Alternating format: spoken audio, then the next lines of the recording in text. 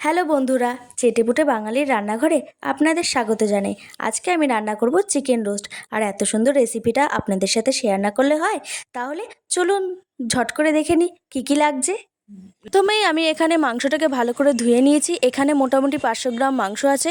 তারপরে আছে কাজু ও পোস্ত বাটা, ফ্যাটানো টক দই, পেঁয়াজ কুচি, আর আছে কাঁচা লঙ্কা চেরা, রসুন কুচি, আদা কুচি, আর রয়েছে জিরের গুঁড়ো, নুন। তাহলে চলুন দেখে নিই ঝটপট রেসিপিটা।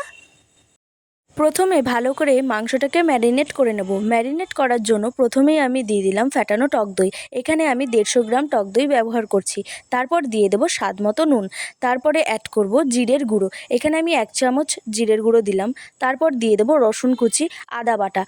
তারপর দিয়ে দেবো কাঁচা লঙ্কা। এখানে আমি 4 থেকে 5টা কাঁচা লঙ্কা দিয়েছি, কারণ আমি বেশি ঝাল খেতে পারি না, তাই কমই দিয়েছি। আপনারা আপনাদের মতো করে দিয়ে দেবেন। তারপরে এখন আমি ভালো করে এগুলোর সাথে মাংসটাকে মিক্স করে নেব।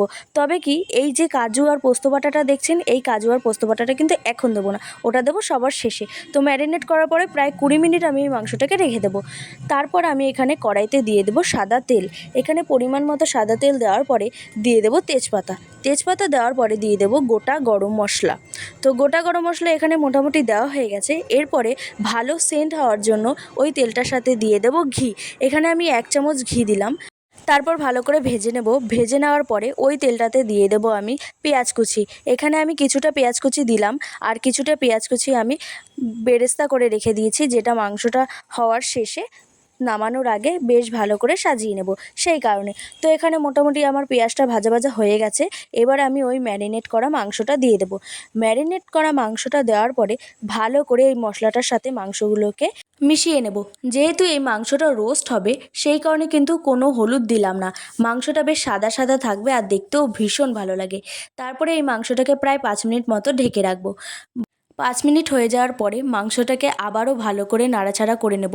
না হলে কিন্তু এক সাইড দিয়ে হবে আর এক সাইড দিয়ে হবে না, তখন কিন্তু খেতে অতটাও ভালো হবে না।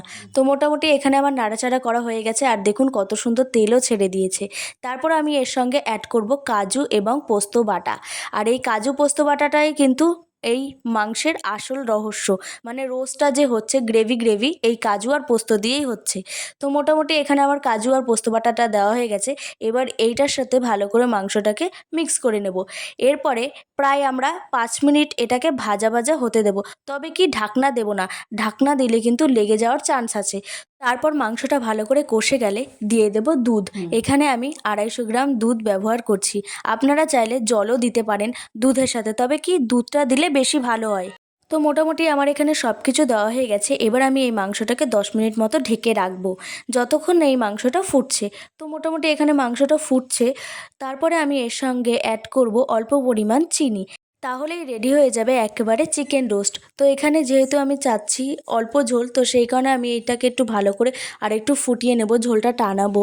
তো এই যে মোটামুটি আমার এখানে ঝোলটা টেনেও গেছে আর হয়েও গেছে। তারপরে নামানোর আগে দিয়ে দেব ঘি। এখানে আমি 1 চামচ মতো ঘি ব্যবহার করছি। তারপরে সবার শেষে দিয়ে দেব বেরেস্তা। তো এখানে মোটামুটি বেরেস্তাটা দিয়ে আমি সুন্দর করে সাজিয়ে নিচ্ছি মাংসটা। এই যে আমাদের চিকেন রোস্ট তৈরি। তাহলে বন্ধুরা, এই ভিডিওটা এখানে শেষ করছি। আর রেসিপিটা কেমন লাগলো অবশ্যই কমেন্ট করে জানিও। ভালো লাগলে একটা লাইক করে দিও, আর চ্যানেলটা সাবস্ক্রাইব করে আমাদের পাশে থেকো। তোমাদের সাথে দেখা হবে অন্য একটা ভিডিওতে। টাটা।